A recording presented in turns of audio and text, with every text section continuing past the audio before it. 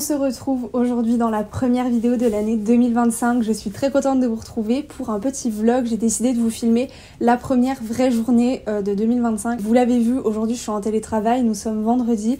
J'ai été aussi en télétravail jeudi, donc hier on était le 2, aujourd'hui nous sommes le 3 janvier. Donc je vous souhaite une très bonne année 2025. Quoi de mieux pour commencer l'année sur YouTube que de faire une vidéo préparation de l'année 2025. Vous savez que c'est le genre de vidéo que j'adore faire, des petits guides, des conseils pour un peu s'organiser, être bien dans sa tête, être bien dans son corps, toutes ces choses-là. Et j'attendais vraiment avec impatience le début de l'année 2025 puisque pour moi c'est un peu comme la rentrée. J'adore la rentrée de septembre parce que voilà, c'est le moment où on commence de nouvelles choses, on prend de nouvelles habitudes. Le 1er janvier c'est un peu pareil, c'est un peu comme une rentrée. C'est la bonne occasion pour se fixer des nouveaux objectifs et ne plus avoir d'excuses pour repousser les choses qu'on s'est fixées, les objectifs qu'on a envie d'atteindre. Moi je fais partie de la team qui adore se fixer des nouvelles résolutions, des objectifs, évidemment pas des choses inatteignables. Il faut pas du tout voir ça comme quelque chose d'anxiogène. Je sais qu'il y a pas mal de gens sur les réseaux sociaux qui disent que voilà, que les résolutions ça met la pression, que ça fait de la positivité toxique, des choses comme ça. Moi je ne suis pas trop d'accord avec ça. Je pense que voilà, tout est une question d'équilibre. Quand on se fixe des objectifs, c'est important que sur tous les plans notre vie soit un petit peu alignée, soit bien cadrée, que tout soit équilibré en fait. Donc voilà, moi je trouve que vraiment le début de l'année c'est la bonne occasion pour se fixer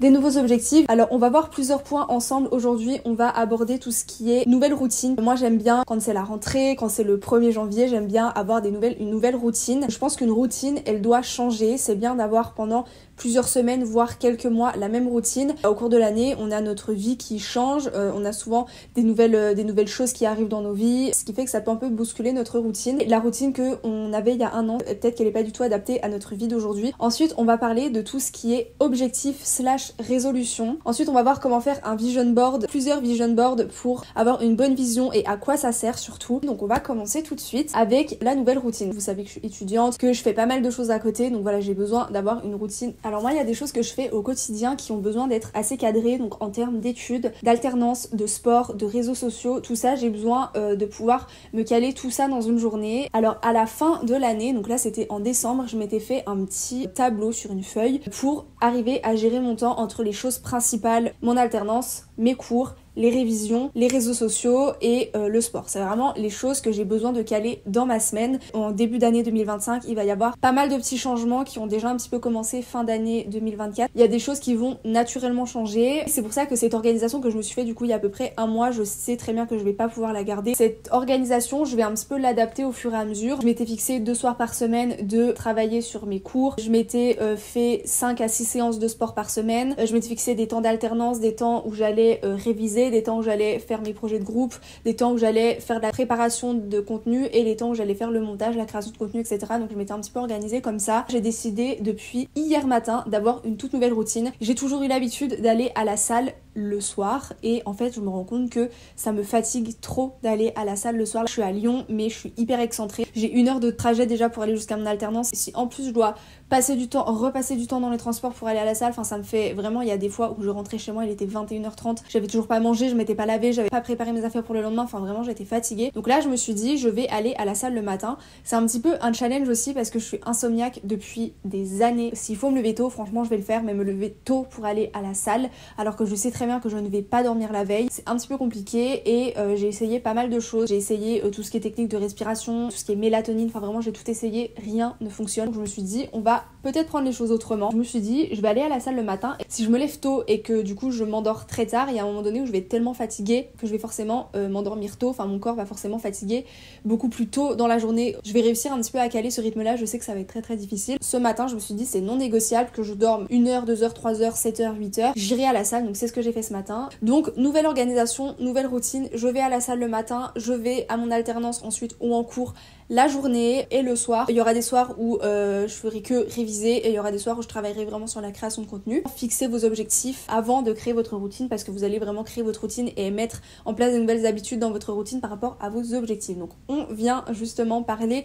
de nos objectifs. Une fois qu'on aura fixé nos objectifs, on va pouvoir créer nos vision boards. Je vais vous partager moi mes objectifs / résolutions, je le mets vraiment ensemble. Pour mes objectifs, j'ai fait comme des vision boards, j'ai tout séparé en plusieurs catégories. Donc on a mindset, business, santé, perso, études. Dans toutes ces catégories, je me suis dit je me fixe 4 objectifs maximum. Dans tout ce qui est mindset, c'est vraiment des choses en fait que je faisais déjà. Continuer et vraiment faire assidûment, on va dire tout ce qui est journaling et gratitude. Je vous l'avais montré dans une de mes dernières vidéos, mais je me suis acheté un journal de gratitude que j'ai trouvé dans le magasin Muy Mucho et ça nous permet vraiment voilà déjà de se vider la tête sur tout ce qui s'est passé en une journée. C'est à faire le matin ou le soir comme vous voulez. Et la gratitude c'est hyper important, être reconnaissant c'est hyper important. Ça nous permet déjà de redescendre un peu sur terre quand on a des phases un petit peu d'anxiété, quand il y a des choses qui nous stressent, et vraiment en fait se rendre compte de ce qu'on a. Petit rappel de voir le côté positif dans toutes les situations, de supprimer toutes les pensées négatives, essayer de tourner toutes les paroles, les pensées, les discours négatifs en discours positifs. Quand on est dans une situation compliquée, essayer de voir ce que ça nous apporte. Si ça m'arrive, c'est qu'il y a une raison. Tout ce qui nous arrive, c'est des choses qu'on peut dépasser, qu'on peut régler. Des fois quand on est dans notre routine, on va avoir tendance à se plaindre de tout, alors que des fois il n'y a pas forcément nécessité à se plaindre, et au contraire si on voit juste les choses d'un autre œil, et bien des fois ça change beaucoup de choses. Ensuite pour tout ce qui est business, alors moi le business je le différencie vraiment de tout ce qui est alternance école. Business, moi c'est vraiment mon activité en tant qu'indépendant, tout ce qui est création sur les réseaux sociaux, donc autant création de contenu influence et création UGC. Essayez de passer à 2 vidéos par semaine sur YouTube. Je sais que ça va être compliqué, c'est pour ça que j'ai besoin d'avoir une routine très cadrée. Ensuite j'aimerais bien poster un TikTok par jour au moins. En ce moment je fais pas mal de choses en rapport avec mes études dans le luxe, donc n'hésitez pas à me suivre sur TikTok d'ailleurs si ça vous intéresse. Ensuite j'aimerais développer toute la partie UGC. Niveau santé, j'aimerais continuer d'avoir une alimentation saine. Tout le monde me dit vraiment Amandine tu manges hyper sainement, tu manges pas de gluten, pas de lactose. Alors ça c'est parce que j'ai des intolérances. Si je fais pas attention à ce que je mange, je vais être malade. On peut avoir l'impression que je fais hyper attention à ce que je mange. Des fois je vais pas manger de féculents, des fois je vais manger que des légumes. Je vais avoir tendance à avoir une alimentation qui manque de protéines et de féculents. Moi je mange surtout beaucoup de fibres, beaucoup de fruits, beaucoup de légumes. Dans tout ce qui est perso, je mets vraiment un petit peu satisfaction personnelle. Donc on va avoir tout ce qui est développer encore mes réseaux sociaux. Évidemment mon élection de Miss qui approche à grands pas. On a la nationale qui sera le 22 mars, donc évidemment travailler dur pour pouvoir aller le plus loin possible. Pour tout ce qui est études, j'ai mis respecter un planning de révision. Maintenant, par rapport à ces objectifs, je me suis créé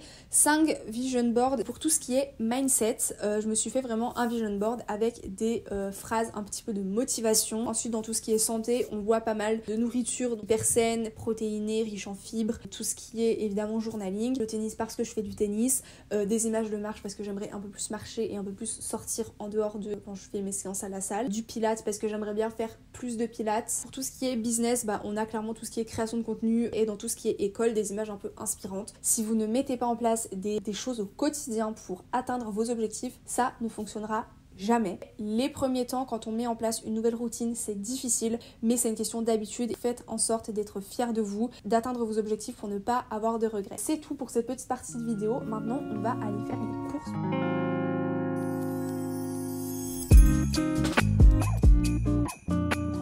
Petit haul retour de course, je suis allée à la Vie Claire.